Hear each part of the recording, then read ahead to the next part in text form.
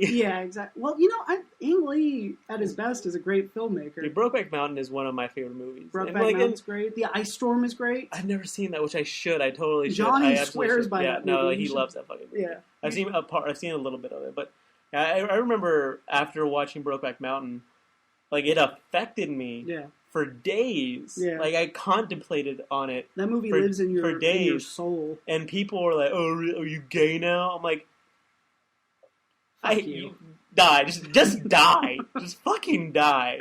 It's an amazing piece of work. The end scene where he can't even finish the sentence, where he's talking to the shirt. The shirt. Yeah, that's all he has left of Yeah, and he's just saying, Jack, I swear, but he can't even finish what he's saying. Yeah. Like, oh, God. Heath Ledger, gone too soon, man. Oh, for sure. Yeah. Well, yeah, we're gonna watch After Earth. Yeah, we're all this is my way of saying After Earth, and we'll report on it next week. You know what? I'm going in. I'm probably gonna end up liking it a little bit because I'm going in like with zero expectation. So, what do you think actually happened to Shyamalan? Do you think his ego got in the way? I think so. Yeah, because I mean, like if you so talented. If you look at The Village and you look at Signs. And you look at Lady in the Water, there are good stories there. There are good performances there for sure. Really good performances. It's just, there's little things that, kind of... These ticks that start... Yeah. As he starts to kind of fall in love with himself. But then it's such a derailing between even Lady in the Water and The Happening. Like, it's like completely off the rails. Because he was in he's always in his movies. He had small parts, but they were important. He's the drug dealer in Unbreakable in the bathroom. I mean, and he's the doctor in The Sixth Sense. He's like, basically asking Tony Collette, like, hey, what's up? Beat up your kid? Why do you hit your kid? Yeah, why? She's like, I don't know what you're talking about. Yeah. And like, but it's not. But in Signs, he's the dude. He's like, oh, well, none of these ships seem to be near water, so I'm gonna. He's the guy who killed Mel Gibson's wife. Well, yeah, and he's the one who gives him the crucial clue. About, there's that, and then in Lady in the Water, he's the Messiah. Like he's like JFK and Martin Luther King all rolled, like in the Gandhi all rolled into one. And in The Village, he's the guy in the office who explains how that preserved, like this long thing where it's like he's explaining. He's trying to tie up this unraveling plot that makes no logical sense. Yeah, so I'm like, homie, stick to like the little bit, but like like not even like. Not like crucial, but I mean, interesting. Small very being the small. operative word. Not.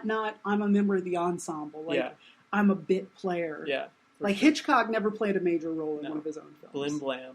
Why don't we say that? Blim Blam? Yeah. Was that? It wasn't from The Village. No, I think it was in Lady in the Water. Lady in the Water, yeah. Yeah, they're trying. That's right. The smokers, the guys who are obviously smoking weed, but in the movie they're cigarettes. Yeah. I think Lane Price is in there, isn't he? Isn't he one of the guys hanging out in that room? We need to rewatch this. I think Peter Dinklage was in Encounter at Farpoint. Or maybe just all little people look alike to me. They were in Time Bandit times. They were in Dinklage times. So you want to jump into Trek, or do we? You had another segment. Yeah, we got a new segment that we're going to try out. It's called God or Lover. I'm going to read Sean 3 sets of lyrics. Mm-hmm. And he has to decide if they are written by a contemporary Christian music artist, right, or a secular heathen devil worshipping artist. All right, let's do this. All right, let's do this. Yeah, I'm trying to talk into the mic without looking at the screen. I'll look this way. Wrap your arms around me, I know, trying hard not to let go. Every time I stand up, I fall without you. When you wrap your arms around me, I know nothing else matters at all when you're here. Is he speaking about God or a lover? I'm going to go for lover. You're incorrect. Oh, son of a bitch. That is CCM artist Hawk Nelson with their... I assume it's a hit song. Arms around me. What is true hit? What is a true hit? All right, next lyrics. Damn it. So you're 0 for 1. Close to me. Oh, I need you close to me. Loving me. Close to you. How can I get close to you? Help me to. God or lover? God. Incorrect. God damn it. That is Till the End of Time by Mariah Carey. Oh, fucking it is, isn't it? God damn it. That's totally about God, though. It has to be. Like, I mean, it's... Like, that. The reason... You're illustrating a very crucial point in pop music. The reason we... how I got this idea is on the way to Austin, we're kind of like listening to the radio, and there's a Jason Mraz song, and it ends... driving through, Boondock, Texas, everything is either country or, Christian Christian music. Right. And so we're listening to, part of one Christian song, and I'm like, it could be about a woman, it could be about God, whatever. Right. And we're listening to a Jason Mraz song, and he said, I'm giving you all my love, I'm still looking up. And we're like, dude, that could totally be about God, It's interesting, because they're essentially worship songs, but of a person. Yeah. All right, the final one. 0 for 2, let's... Try to get one. Come on. Right. Thank you for loving me, for being my eyes when I couldn't see, for parting my lips when I couldn't breathe. Thank you for loving me. God or lover? Lover. That is correct. That is Bon Jovi. Bon Jovi. John Bon Jovi. Thank you for loving me. Woo!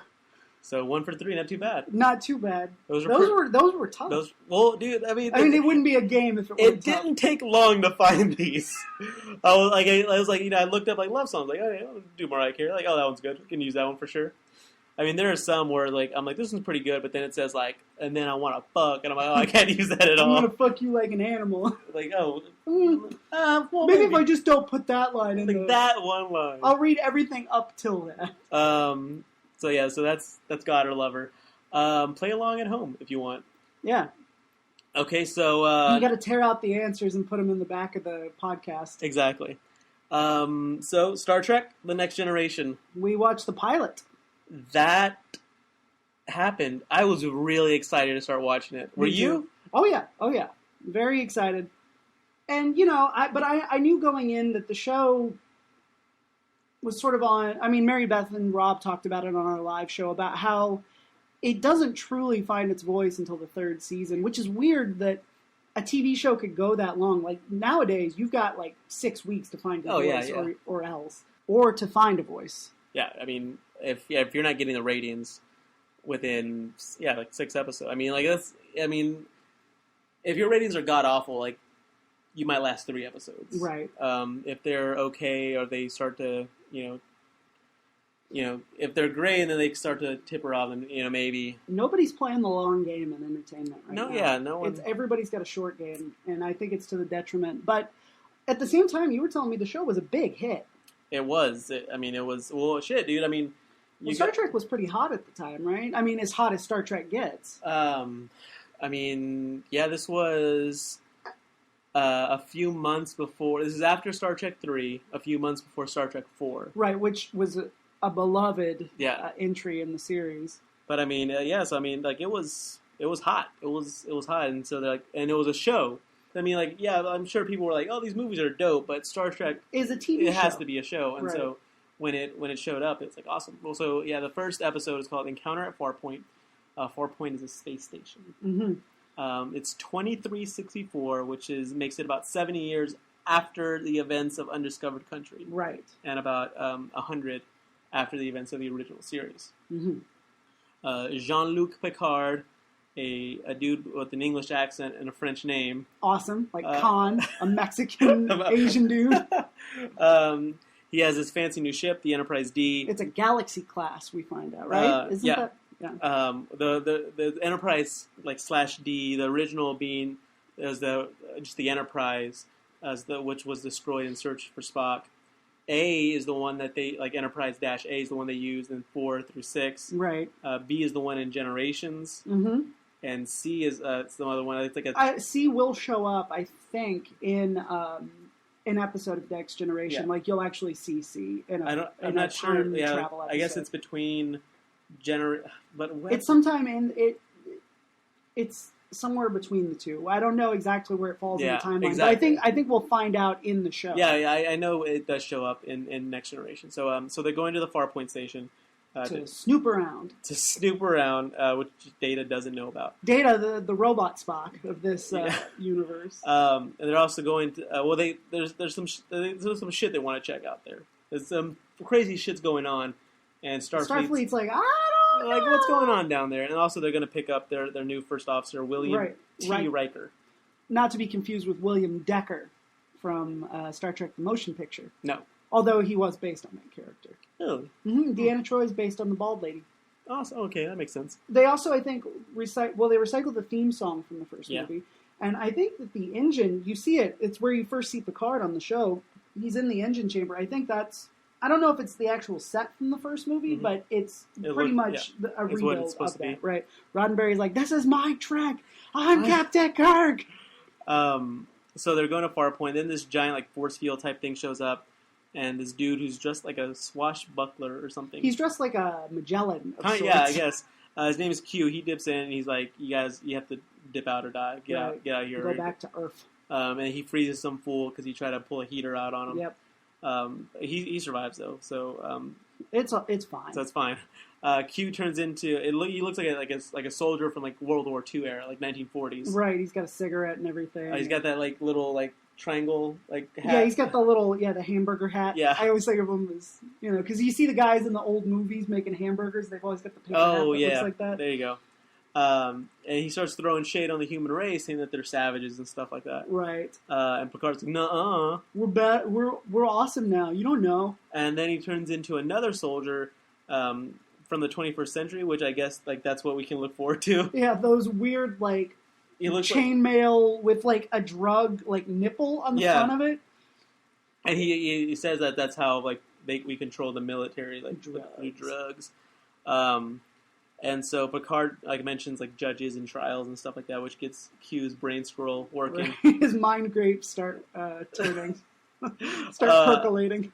So but they're still there. They're still like stuck behind this like force field. Right. And Picard pulls his like badass theoretical move. Like he asks Data. Data's like he's a living computer, so he can be like, hey, give me the odds. Give me the odds on this. C-3PO. And like he kind of his like head kind of ticks. And he's like, no, not gonna do it. He's like, check theoretical. And he's like, all right, theoretically. And he's like, all right, let's fucking do it then. He's like, ah, shit. And they do it, which is awesome. Yeah. That is pretty cool. But then the force field like expands or it catches up to them. Well, like it like crunches them in. Well, I mean, it turns like it black holes itself into like a little ball and chases it down and follows it. Right. And Picard's like... they can't push the ship any further. Because they're doing like warp 9.8, right? Yeah. They separate from the saucer. That's... Which I didn't know that they could fucking do. There was something that they talked about in one episode of the original show early on. So it's something that I think, again, had been kind of percolating in the back of Roddenberry and fans' minds for like 20 years. And that's sort of the episode's balls out moment. Yeah. Like, it's like, look, we're doing it in the pilot. Yeah, and I was like, holy shit, that's fucking dope. It was pretty cool. They go to the battle bridge, and so the saucer, I guess, is where all the people live. And there's an evacuation scene where you see him. Did you see the dude in the dress?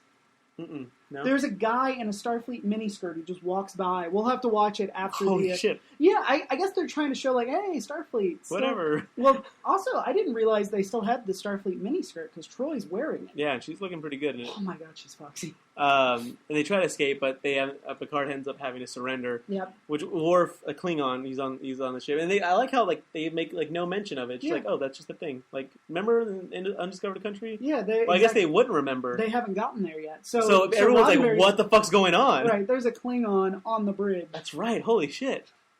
That's crazy. Okay. That's a really cool move on their part. That was an inspired idea. But yeah, I guess it works the same way like having Chekhov on the original series. It's like it's showing that there is a future. It has to happen, right? If we're going to survive, we have to work together. We have to come together. That's pretty fucking dope. One character I want to call out because the acting is so atrocious right from the get-go is Tasha Yar. Tasha Yar, she's rocking that like early 90s like Josie Bissett from Melrose Place. She looks like she should be wearing a denim jacket. Yeah. Like, and you know who I'm talking about? Josie Bissett from Melrose Place? I don't. Look her up and like look up like Josie Bissett like 1993. Like Google that. Josie Josie yeah. And she's rocking like its same kind of like dude haircut. Like Tasha Yar looks like if Macaulay Culkin like kind of went in drag, but didn't go like all out. Right. Just kind of like